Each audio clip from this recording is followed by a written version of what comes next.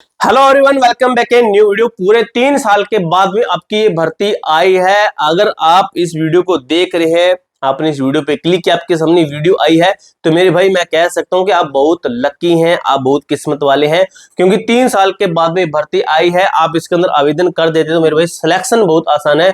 भारत सरकार की नौकरी रहने वाली है, भारत सरकार की तरफ से पोस्ट जारी की गई है। देखिए, बस एक सिंगल एग्जाम होता है, परीक्षा पास हो जाए आपके सिलेक्शन, आपकी नौकरी पक्की। ये नहीं है कि भाई प्राइवेट जॉब है, सरकारी नौकरी है, ये नहीं कि सैलरी कम है, सैलरी बहुत अच्छी खासी है, ये आपकी नॉर्मल सैलरी है, स्टार्टिंग की इतनी दी जाती है। अगर बात करूं मैक्सिमम एज 45 साल, यानी कि ऐसी भर्ती का इंतजार सभी बच्चे करते हैं जिसके अंदर एज भी ज्यादा हो, जल्दी सिलेक्शन हो, भारत सरकार की नौकरी हो, अच्छी सैलरी हो। ये तीनों चारों पॉइंट हर एक बच्चा चाहता है, जो कि आपको मैं इस वीडियो के अंदर बताने वाला हूं।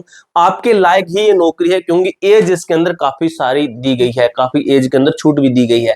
ठीक है, वीडियो को लास्ट तक देखिए। आपका दोस्तों इसके अंदर आप वीडियो को लास्ट तक देखना। आप स्टार्टिंग के अंदर ये सोचोगे सर ये तो हमारे लिए पद है ही नहीं, तो अब लास्ट तक देखना, क्योंकि काफी सारा डाटा आपके लिए मैं लेकर आया हूं। देखिए, काफी सारी पोस्टें इसके अंदर बताई गई है। ठीक है, इस तरीके से मैं आपको बताने वाला हूं कब कब अप्लाई करना है, कैसे क्या कुछ चलेगा। वीडियो को लाइक करके, चैनल को सब्सक्राइब करके आप एंड तक वीडियो को देखिए, आपको समझ में आएगा। पद का नाम है आईआईटी कानपुर भर्ती जूनियर असिस्टेंट, स्थायी पद है आपकी।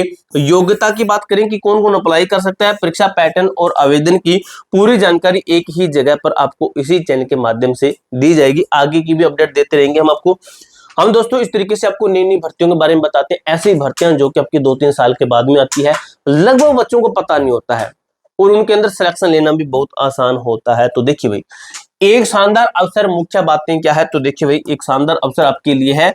केंद्रीय सरकारी नौकरी आपकी, यह किसी राज्य सरकार के अधीन नहीं है, बल्कि सीधे केंद्र सरकार के अधीन ही नौकरी आती है। 100% आपकी परमानेंट जॉब है, कोई कॉन्ट्रैक्ट नहीं है, यह एक पूर्णकालीन और स्थायी पद है, सरकारी नौकरी है आपकी। ठीक है, लोकेशन की बात करूं, job location IIT Kanpur Uttar Pradesh के अंदर आपकी नौकरी रहेगी। कोई भी भारतीय नागरिक आवेदन कर सकता है, कहीं से भी है। अगर भारतीय की नागरिकता आपके पास में, आप कहीं से भी अप्लाई है कर सकते हैं, किसी भी स्टेट से हैं तो। महत्वपूर्ण डेट की मैं बात करूं तो महत्वपूर्ण डेट क्या कहती है कि आप आवेदन शुरू कर सकते हैं, प्रक्रिया जारी है। 3 जुलाई आवेदन और फीस जमा करने की अंतिम तिथि है, 3 जुलाई आपकी रहने वाली है। परीक्षा की तिथि की मैं बात करूं, अभी घोषित नहीं है, जल्दी नोटिफाई किया जाएगा, जल्दी आपको बताया जाएगा। अगर बात करूं जूनियर असिस्टेंट पद के लिए योग्यता आपकी कितनी होनी चाहिए, तो योग्यता ग्रेजुएशन मैक्सिमम बच्चे पास होते हैं, ग्रेजुएशन पास है आप लोग। ठीक है, ग्रेजुएशन आप लोग पास है तो आप अप्लाई किसी भी स्ट्रीम में, विषय में डिग्री। ठीक है, किसी भी स्ट्रीम में, किसी भी विषय में डिग्री है। देखिए, पुरुष और महिला दोनों आवेदन कर सकते हैं इसके अंदर। अगर मैं बात करूं क्या प्रेफरेंस, फ्रेशर्स योग्य है। ठीक है, अनुभव अनिवार्य नहीं है, अनुभव होने पर प्राथमिकता मिलेगी। ठीक है, आपको 18 से 30 साल आपकी कम से कम एज है। ठीक है, सामान्य अनारक्षित वर्ग के लिए आयु की गणना कट ऑफ डेट से ही होगी आपकी। ठीक है, एज के अंदर छूट अलग से दी गई है। नोट, बीटेक, बीएससी और पोस्ट ग्रेजुएट्स के लिए भी अन्य पद उपलब्ध है, परंतु यह जानकारी मुख्य रूप से जूनियर असिस्टेंट के लिए है। ठीक है, देखिए भाई, आयु सीमा में छूट की बात करूं तो मैं, श्रेणी कैटेगरी है, एससी एसटी को 5 वर्ष की छूट दी जा रही है, ओबीसी को 3 वर्ष की छूट दी जा रही है, पीडब्ल्यूडी कैंडिडेट को 10 साल की छूट दी जा रही है, पीडब्ल्यूडी ओबीसी को 13 साल की छूट, पीडब्ल्यूडी एससी एसटी को 15 साल की छूट, और एक्स सर्विसमैन को सर्विस के वर्ष प्लस 3 वर्ष। ठीक है, सर्विस के वर्ष प्लस 3 वर्ष इनको छूट है। देखिए भाई, वेतन और भत्ते की मैं बात करूं, क्योंकि मोटिवेशन ही देखते हैं पहले कि आपको सैलरी कितनी दी जाती है, तो पे लेवल रहता है आपका 3 पे लेवल रहता है भाई। देखिए भाई, सभी सरकारी नौकरी भत्ते अलाउंस आपको दिया जाता है। मिलने के बाद शुरुआती वेतन लगभग 43,000 प्लस प्रति माह होने की संभावना। हर मंथ, एवरी मंथ आपकी इतनी सैलरी रहती है मेरे दोस्त। देखिए, सिलेक्शन प्रोसेस कैसे, तो पहले पॉइंट पर आपका होता है एग्जाम। रिटन एग्जामिनेशन में क्या आता है उसके ऊपर हम बात करेंगे आगे। बहुविकल्पीय प्रश्न आते हैं आपके, मल्टीपल चॉइस क्वेश्चन आते हैं। एग्जाम सेंटर के केवल उत्तर प्रदेश यूपी में ही आपका एग्जाम होगा। उसके बाद सेकंड पॉइंट कहता है कि आपका एक टाइपिंग टेस्ट भी होगा। लिखित परीक्षा के पास करने के बाद अंग्रेजी में 35 वर्ड पर मिनट की स्पीड आवश्यक होगी आपकी। उसके बाद सीधा आपका सिलेक्शन कर दिया जाएगा डॉक्यूमेंट वेरिफिकेशन करके। ये नॉर्मल आप इसकी तैयारी कर सकते हो। पहला स्टेप आपके सामने एग्जाम पास कर दोगे तो मेरे भाई मैं ये नहीं कहता कि आपके सिलेक्शन के चांसेस कम है, आपके सिलेक्शन के चांसेस बहुत ज्यादा रहेंगे।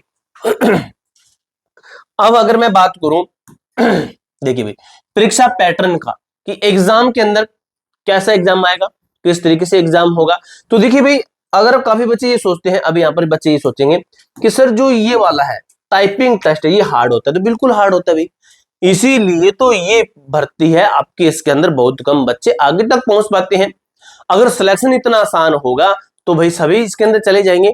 लेकिन यहां पर मैं आपको एक चीज समझाता हूं, पहला आपका टारगेट होना चाहिए एग्जाम का।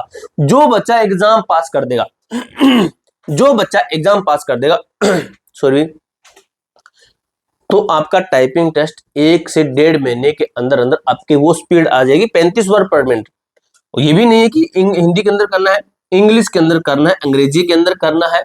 अंग्रेजी के अंदर तो आसान होता है, 35 वर्ड पर मिनट स्पीड ला सकते हो, कोई बड़ी बात नहीं है। रोज पर डे 3 4 5 घंटे प्रैक्टिस करोगे तो आप उतनी स्पीड ला सकते हो मेरे दोस्त, उतनी स्पीड आप ला सकते हो। अब मैं बात करूं आपका परीक्षा का पैटर्न क्या है, एग्जाम का पैटर्न कहता है आपका पेपर जब होगा उसके अंदर 100 क्वेश्चन आपको देखने को मिलेंगे, 100 क्वेश्चन होंगे। और कुल अंक, अगर मैं कुल मार्क्स की बात करूं तो एक क्वेश्चन 1 नंबर का होने वाला है, यानी कि एक क्वेश्चन 1 नंबर का आपका होगा, 100 क्वेश्चन 100 मार्क्स का, 100 मार्क्स का आपका पेपर होगा। हर पर्सन का 1 अंक ही मिलेगा आपको। 120 मिनट पूरे 2 घंटे भाई, ये लीजिए कितना अच्छा टाइम इसके अंदर दे दिया है, 2 घंटे। अब दोस्तों ये बहुत अच्छी चीज भी दी गई इन्होंने, 0.25 की, यानी कि 1/4 की नेगेटिव मार्किंग है इस भर्ती के अंदर। ये नेगेटिव मार्किंग पढ़ने वाले बच्चों को काफी सारा बेनिफिट देती है। नेगेटिव मार्किंग है, कोई तुक्केबाजी नहीं चलेगी इसके अंदर, जो पढ़ने वाला बच्चा होगा 100% सिलेक्शन ले पाएगा। ठीक है, आप भी पढ़ लीजिए भाई, नॉर्मल एग्जाम आता है, ज्यादा हार्ड नहीं आता। अब देखिए भाई, अगर मैं बात करूं संभावित सिलेबस की भी, हमें पता चल गया सर ये हम कर लेंगे, लेकिन आएगा क्या, पढ़ना क्या है हमें। तो देखिए आपका सिलेबस, एक्सपेक्टेड एग्जाम पैटर्न हमने देख लिया, सिलेबस देखें तो आपका लगभग ऑल इंडिया जीके के आपके 25 प्रश्न आएंगे। ठीक है, 25 प्रश्न आएंगे। अगर मैं मैथ की बात करूं तो मैथ के भी आपके 25 प्रश्न आएंगे, 25 क्वेश्चन आएंगे। अगर मैं रीजनिंग की बात करूं तो रीजनिंग के अंदर भी आपके 25 प्रश्न आएंगे। और अंग्रेजी इंग्लिश इसके अंदर आती है, जिसके भी आपके 25 प्रश्न रहने वाले हैं, इंग्लिश आती है, हिंदी इसके अंदर नहीं आती है। ये चीज और ये चीज आप स्ट्रॉन्ग करना, क्योंकि ये तीनों चीजें हर एग्जाम के अंदर आती है। इंग्लिश आपकी काफी एग्जाम के अंदर आती है और हिंदी भी काफी एग्जाम के अंदर आती है। तो ये 3 चीजें हमेशा स्ट्रॉन्ग करके रखना, क्योंकि ये 3 चीजें हर एग्जाम के अंदर आती ही आती है। आवेदन शुल्क और प्रक्रिया की बात करूं तो जनरल ओबीसी के लिए आपका 100 रुपए और 1000 रुपए भाई, 1000 रुपए है, पीछे शायद मैंने 100 रुपए बोला होगा। ठीक है, सॉरी 100 रुपए, ठीक है, वो और भर्ती का था। इसका 100 रुपए फीस है, 1000 रुपए हुई। ठीक है, 1000 रुपए, कितने 1000 रुपए है। SC ST PWD के लिए 500, फीमेल के लिए भी 500, सभी महिला इनके लिए 500। ठीक है, समझ में आया।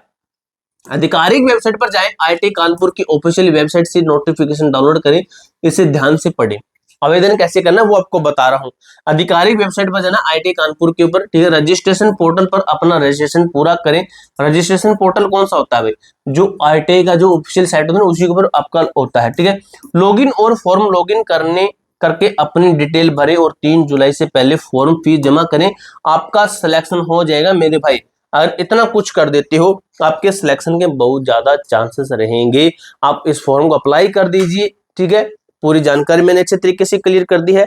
इसके अलावा आपका कोई डाउट, कोई क्वेरी कमेंट बॉक्स में पूछ सकते हो। मिलते हैं नेक्स्ट वीडियो के अंदर, तब तक के लिए जय हिंद, जय भारत।